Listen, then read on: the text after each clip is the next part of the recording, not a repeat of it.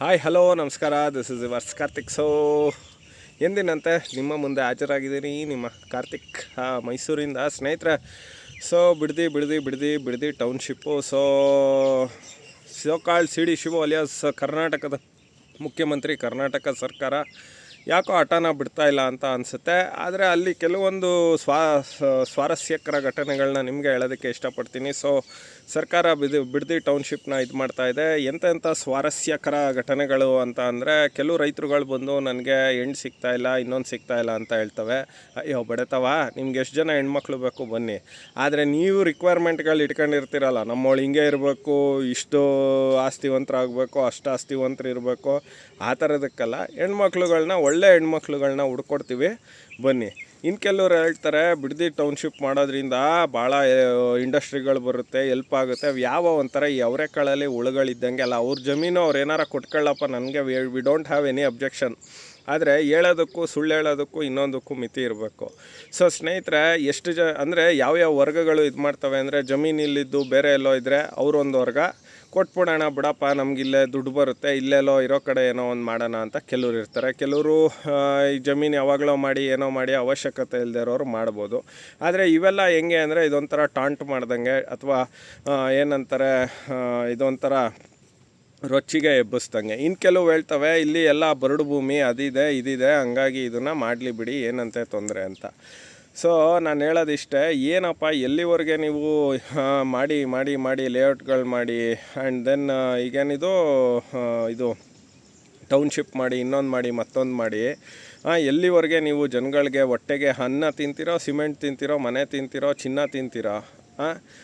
ಅದಕ್ಕೆ ನಾನು ಹೇಳೋದು, ಅಂಥ ಅಯೋಗ್ಯ ರೈತರಿಗೆ ದಯವಿಟ್ಟು ನಿಮ್ಗೆ ಏನಾರು ಜಮೀನು ಬೇಡ ಅಂದರೆ ಹೇಳಿ. ಸರ್ಕಾರ 2 ಕೋಟಿ ಕೊಡ್ತಾ ಇದೆ ಅಲ್ವಾ, ಅಲ್ಲಿ ಯಾರು ರಿಯಲ್ ಎಸ್ಟೇಟಿಗೆ ಹೇಳ್ತೀವಿ 3 ಕೋಟಿನೋ 4 ಕೋಟಿನೋ ತಗೊಂಡು ಕೊಂಡ್ಕೊಳ್ಳೋರಿದ್ದಾರೆ. ಯಾವುದೋ ಒಂದು ಇದಕ್ಕೆ, ಏನೋ ಒಂದು ಇದಕ್ಕೆ ಇಲ್ಲಿ ಬಂದು ಮಧ್ಯದಲ್ಲಿ ಕಡ್ಡಿ ಅಳ್ಳಾಡಿಸ್ಬೇಡಿ. ಬಟ್ ನಿಮ್ಮ ಜಮೀನು ನೀವೇನಾರ ಮಾಡ್ಕೋಬೋದು. ಇನ್ನೊಂದು ಸ್ವಾರಸ್ಯಕರ ಘಟನೆ ಏನು ಅಂತ ಅಂದರೆ, ನಾವು ಯಾವ್ದಾರ ಪರಿಹಾರ ಏನಾರ ಕೊಡಬೇಕು ಅಂದರೆ ಅದನ್ನು ಅಧಿಕಾರಿಗಳ ಸಮ್ಮುಖದಲ್ಲಿ ಅಥವಾ ಡಿ ಸಿಗಳ ಸಮ್ಮುಖದಲ್ಲಿ ಕೊಡಬೇಕಾಗುತ್ತೆ. ಕಾಲ್ಡ್ ನಮ್ಮ ಹೆಮ್ಮೆಯ ಯಾರಪ್ಪ ಓತಿಕ್ಯಾತ ಶಾಸಕ 7 ಜನಕ್ಕೋ 5 ಜನಕ್ಕೋ 6 ಜನಕ್ಕೋ ಎಷ್ಟೋ ಜನಕ್ಕೆ ಕೊಡಿಸಿದ್ದಾನೆ ಕಣ್ರಿ. ಎಂಥ ಅಯೋಗ್ಯ ಇರಬೇಕು ಅಂದರೆ, ಒಂಥರ ಇದು ಏನಂದರೆ, ಈ ಆಸೆ ತೋರಿಸೋದು, ಈ ಚಿಕ್ಕ ಮಕ್ಕಳಲ್ಲಿ ಮೈಸೂರು ಪಾಕ್ ತೋರಿಸ್ಬಿಟ್ಟು ಆಸೆ ತೋರಿಸೋದು, ಚಂದಮಾಮ ಅಲ್ಲಿದ್ದಾನೆ ನೀನು ಊಟ ಮಾಡು, ಚಂದಮಾಮ ಇದು ಮಾಡ್ತಾನೆ ಅಂತ. ಅಂದರೆ ಅದು ಯಾವುದು ಕೈ ಎಟಕ್ತಾ ಇರೋದು, ಇವರು ಅದನ್ನು ತೋರಿಸ್ತೀವಿ ಇನ್ನೊಂದು ಮಾಡ್ತೀವಿ ಅಂತ ಅಯೋಗ್ಯರ ಥರ ಆಡೋದು. ನಾನು ರೈತರಿಗೆ ಹೇಳೋದು ಇಷ್ಟ, ಎಲ್ಲ ರೈತರಿಗೆಲ್ಲ ಅಲ್ಲಿ ಯಾರು ಕೊಡೋಕ್ಕೆ ರೆಡಿನೂ ಇಲ್ಲ, ತರಿದು ಬಿಡ್ತಾರೆ ಹಾಕೊಂಡು. ದಯವಿಟ್ಟು ರೈತರುಗಳೇ, ನಾನು ಹೇಳೋದು ಹೇಳಿ, ಎಷ್ಟೊಂದು ಜನ ಭೂಮಿ ದುಡ್ಡಿರುತ್ತೆ, ಚೆನ್ನಾಗಿ ಇದು ಮಾಡಿರ್ತಾರೆ, ಆದರೆ ಭೂಮಿ ಇಲ್ಲ ಅಂತ ಸಫರ್ ಮಾಡ್ತಾ ಇರ್ತಾರೆ ರೀ. ನೀವು you are in a prime place, ಅಂದರೆ ತುಂಬ ಉನ್ನತವಾದ ಜಾಗದಲ್ಲಿದ್ದೀರಾ, ಉನ್ನತವಾಗಿ ದುಡ್ಡು ಬರುತ್ತೆ. ಇದೇ ಒಂದು 20 ವರ್ಷ ಏನೀಗ 2 ಕೋಟಿ ಕೊಡ್ತೀನಿ ಅಂತ ಇವನು ಬಂಡೆ ಶಿವು ಅಲಿಯಾಸ್ ದುರಾಂಕಾರದ Shivu alias C D Shivu alias B ಎಫ್ನ ತೋರಿಸಿ ಜೈಲಿಗೆ ಹೋಗಿ ಬಂದಿರತಕ್ಕಂಥ ಜೈಲ್ ಶಿವ ಅವರು ಹೇಳ್ತಾರಲ್ಲ, ದಯವಿಟ್ಟು ಕೊಡಬೇಡಿ. ಇನ್ನು 20 ವರ್ಷನೋ 10 ವರ್ಷನೋ 15 ವರ್ಷನೋ ಆದರೆ ಅದು 30 ಕೋಟಿ 40 ಕೋಟಿಗೆ ಬೆಲೆ ಬಾಳುತ್ತೆ. ನೀವು ಯಾರೋ ಒಂದು ಪುಡಿ ರೈತರು, ಅಯೋಗ್ಯ ರೈತರುಗಳು ಮಾಡೋ ಕೆಲಸಕ್ಕೆ ಅಲ್ಲಿ ಭಾವನೆಗಳೊಟ್ಟಿಗೆ ಬದುಕೋರಿದ್ದಾರೆ. ಇದು ಭೂಮಿ, ಇದು ನಮ್ಮ ತಾತಂದು, ಇದು ನಮ್ಮ ಅಜ್ಜಿದು, ಮುಂದೆ ಇದು ನನ್ನ ಮಕ್ಕಳಿಗೆ ಮೊಮ್ಮಕ್ಕಳಿಗೆ, ಈ ಥರ ಎಲ್ಲ ಬದುಕೋದಿದ್ದಾರೆ. ಹಾಗಾಗಿ ನಾನು ಹೇಳೋದು, ಅಯೋಗ್ಯ ರೈತರೇ, ನಿಮಗೆ ಇಷ್ಟ ಇಲ್ಲ ಅಂದರೆ ಹೇಳಿ. ನೀವು ಅಲ್ಲಿ ಯಾರು ರಿಯಲ್ ಎಸ್ಟೇಟ್ ಅವರು ಬಂದು ಕೇಳ್ತಾರೆ. ಇರೋದನ್ನು ತೊಂದರೆ ಕೊಟ್ಕೊಂಡು ಇರೋ ರೈತರಿಗೆ ಯಾಕ್ರಪ್ಪ ನೀವು ತೊಂದರೆ ಕೊಡ್ತೀರಾ? ನಿಮ್ಮಂಥ ಅಯೋಗ್ಯರಿಂದ ಸಾವಿರಾರು ಜನ, ಲಕ್ಷಾಂತರ ಜನ ಒಳ್ಳೆ ಮನಸ್ಸಿರೋರಿಗೆ ಅದು ಒಂಥರ ಕೇಡಾಗುತ್ತೆ. ಆಮೇಲೆ ಇನ್ನೊಂದು ಸ್ವಾರಸ್ಯಕರ ಘಟನೆ ಏನು ಅಂದರೆ, ಈ ಡಿ ಕೆ ಶಿವು ಅವರು ಬಿಡದಿ ವಿಷಯದಲ್ಲಿ ಗಿಣಿಗೆ ಹೇಳ್ದಂಗೆ ಹೇಳ್ತಾ ಇದ್ದೀನಿ. ನಾನು ಕೇಳಬೇಕು, ಏನು ನೀನೇನು ಜಾಗಿದಾರ, ನಿನ್ನ ಕೈಲಿ ಏನು ಕಿಸ್ಯೋಕ್ಕಾಗೋದಿಲ್ಲ, ಹೇಳ್ತಾ ಇದ್ದೀನಿ ಕೇಳು. ಏನೋ ಮುಖ್ಯಮಂತ್ರಿ ಆದೆ, ಅಲ್ಲಿ ಯಾರಿಗೇನು ತೋರಿಸ್ತೋ ಏನು ಮಾಡ್ದೋ ಅಂದರೆ ಧೈರ್ಯ ಶೌರ್ಯ, ಇನ್ಯಾರು ಸಿ ಡಿ ಪೆನ್ ಡ್ರೈವು ಹಂಚಿ ಅಂದರೆ ನಿನ್ನ ಒಂದು ಡೆವಲಪ್ಮೆಂಟ್ದು ನಾನು ಹಿಂಗೆ ಮಾಡ್ತೀನಿ ಹಿಂಗೆ ಬಿಡ್ತೀನಿ ಅಂತ ಹೋಗಿ ಆಗಿದೆಯಾ ಸಂತೋಷ. ಇರೋ ಅಷ್ಟು ದಿನ ಒಳ್ಳೆ ಕೆಲಸ ಮಾಡಪ್ಪ ಸಿ ಡಿ ಶಿವು, ಇಲ್ಲಾಂದರೆ ಜನ ತರಿದು ಬಿಡ್ತಾರೆ. ಆಲ್ರೆಡಿ ತರಿಯೋದಕ್ಕೆ ರೆಡಿಯಾಗಿದ್ದಾರೆ, ಜಸ್ಟ್ ವೆಯ್ಟ್ ಆ್ಯಂಡ್ ವಾಚ್, ಆಯಿತಾ? ಇನ್ನು ಗಾಂಜಾ ಗಿರಾಕಿ ಅಲಿಯಾಸ್ ರಾಹುಲ ಅಲಿಯಾಸ್ ವಿರೋಧ ಪಕ್ಷದ ನಾಯಕ, ಅಲ್ಲೇ ಗಾಂಜಾ ಇಟ್ಕೊಂಡು ಸಿಗಾಕೊಂಡಿದ್ರಂತ ಗೊತ್ತಿಲ್ಲ. ಇದನ್ನು ಸುಬ್ರಹ್ಮಣ್ಯ ಸ್ವಾಮಿ ಅವರು ಹೇಳಿದ್ದಾರೆ. ಒಂದು ಇಂಗ್ಲೀಷ್ ಪೇಪರಲ್ಲಿ ಬಂದಿತ್ತು. ಅವತ್ತು ವಾಜಪೇಯಿ ಇಲ್ಲ ಅಂದಿದ್ರೆ ಇವತ್ತು ಅವನು ಅಲ್ಲಿ ಕಂಬಿ ಎಣಿಸೋದು ಇದು ಮಾಡಬೇಕಿತ್ತಂತೆ. ಅಂದರೆ ಡಾಲರ್ ಎಷ್ಟೋ ಇಟ್ಕೋಬೇಕಿತ್ತು, ಅದಕ್ಕಿಂತ ಜಾಸ್ತಿ. ಜೊತೆಗೆ ಅಲ್ಲಿ ಒಂದು ಈ ಏನು ಮಾದಕ ದ್ರವ್ಯಗಳನ್ನೆಲ್ಲ ಇಟ್ಕೊಂಡು ಸಿಗಾಕೊಂಡಿದ್ದಂತೆ.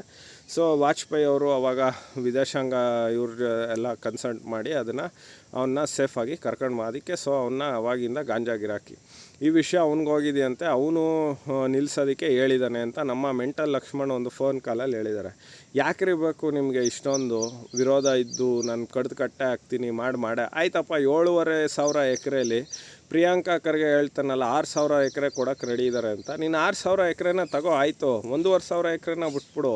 ನೀನು 6,000 ಎಕರೆ ಜೊತೆಗೆ ಕುಡದೇ ಇರೋರ್ನು ಯಾಕಪ್ಪ ಕೈ ಹಾಕ್ತೀಯ? ಒಬ್ಬ ಅಯೋಗ್ಯ ಏನಂತಾರೆ ಚಿಕ್ಕರ್ಗೆ ಇವನು ಒಂಥರ ಇವನು ಬುದ್ಧಿ ಇಲ್ಲದೆ ಇರೋ ಅಂಥ ಒಬ್ಬ ಅವಿವೇಕಿ ಇವನು ಮಂತ್ರಿ ಆಗಿದ್ದಾನೆ. ಇವನು ಏನು ಡೀಲು ಅಂದರೆ ನಿನ್ನ ಮಗನ ಗೃಹ ಮಂತ್ರಿ ಮಾಡ್ತೀನಿ, ನೀನು ನನಗೆ ಸಪೋರ್ಟ್ ಮಾಡಬೇಕು ಅಂತ ಈ ನಮ್ಮ CD ಶಿವು ಅವರು ಮುಖ್ಯಮಂತ್ರಿ ಆಗ್ಬೇಕಾರೆ ಅದನ್ನು ಹೇಳಿ ಅವನ್ನ ಇವತ್ತು ರಾಜ್ಯಕ್ಕೆ ಒಬ್ಬ ಅಯೋಗ್ಯ ಗೃಹ ಮಂತ್ರಿನ ಕರ್ನಾಟಕ ನೋಡ್ತಾ ಇದೆ. ಎಂತೆಂಥವ್ರು ರಾಚಯ್ಯನವರಾಗಿದ್ದರು, ಎಂತೆಂಥವ್ರಾಗಿದ್ದರು ರೀ ಗೃಹ ಮಂತ್ರಿಗಳು. ಇವನು ಯಾವನೋ ಒಬ್ಬ ಅಯೋಗ್ಯ ಬಂದು ಸೇರ್ಕೊಬಿಟ್ಟಿದ್ದಾನೆ. ಸೊ ಇದೆಲ್ಲದರ ನಡುವೆ ನಾನು ಹೇಳೋದು ಸ್ನೇಹಿತರೆ, ದಯವಿಟ್ಟು ಭೂಮಿಗಳನ್ನ ಮಾರೋದಕ್ಕೆ ಹೋಗ್ಬೇಡಿ. ನಾನು ಹೇಳೋದಿಷ್ಟೇ, ಭೂಮಿ ತಾಯಿ ಯಾವಾಗ್ಲೂ ಅದು ನಮ್ಮನ್ನು ಕಾಪಾಡುತ್ತೆ. ಒಂದು ಸಲ ರೇಟ್ ಸಿಗದೆ ಇರ್ಬೋದು, ಮಳೆ ಆಗದೆ ಇರ್ಬೋದು, ಬರ ಬರ್ಬೋದು, ಪ್ರವಾಹ ಆಗ್ಬೋದು, ಆದರೆ ಯಾವತ್ತೂ ಭೂಮಿ ತನ್ನ ಒಂದು ಮಡಿಲಲ್ಲಿ ಇಡೀ ಪ್ರಪಂಚನ ನಮ್ಮಗಳನ್ನ ಎಲ್ಲರನ್ನೂ ಸಾಕ್ತಾ ಬೆಳೆಸುತ್ತಾ ಹೋಗ್ತವೆ. ನೀವು ಅಂಥ ತಾಯಿನ ಮಾರಬೇಕು ಅಂತಿದ್ದೀರಲ್ಲ, ಅಂಥ ಅಯೋಗ್ಯ ರೈತರಿಗೆ ನಾನು ಹೇಳೋದಿಷ್ಟೇ. ಮತ್ತೊಮ್ಮೆ ಮಗದೊಮ್ಮೆ ಯೋಚನೆ ಮಾಡಿಬಿಟ್ಟು ಅಯೋಗ್ಯ ರೈತರೆ ದಯವಿಟ್ಟು ಯೋಗ್ಯವಾಗಿರೋರಿಗೆ ತೊಂದರೆ ಕೊಡಬೇಡಿ ಅಂತ ಹೇಳ್ತಾ, ಸ್ನೇಹಿತರೆ ನಾನು ಹೇಳ್ತಾ ಇರೋದಿಷ್ಟೇ, ಯಾರ್ಯಾರು ಕೊಡ್ತಾರೆ ಕೊಡಲಿ, ಸಮಸ್ಯೆ ಇಲ್ಲ. ಅವ್ರ ಜಮೀನು ಅವ್ರೇನೋ ಮಾಡ್ಕೊಳ್ಳಿ ನಮಗೆ. ಆದರೆ ಕೊಡಲ್ಲ ಅಂತ ಇರೋ ರೈತರಿಗೆ ಹೇಳ್ತಾ ಇರೋದಿಷ್ಟೇ, ದಯವಿಟ್ಟು ಯಾವುದಕ್ಕೂ ಎದೆಗುಂದು ಮಾಡಿ, ಇನ್ನೊಂದು ಮಾಡಬೇಡಿ, ಮತ್ತೊಂದು ಮಾಡಬೇಡಿ, ಬಂದರೆ ತರೋದು ಬಿಡಿ.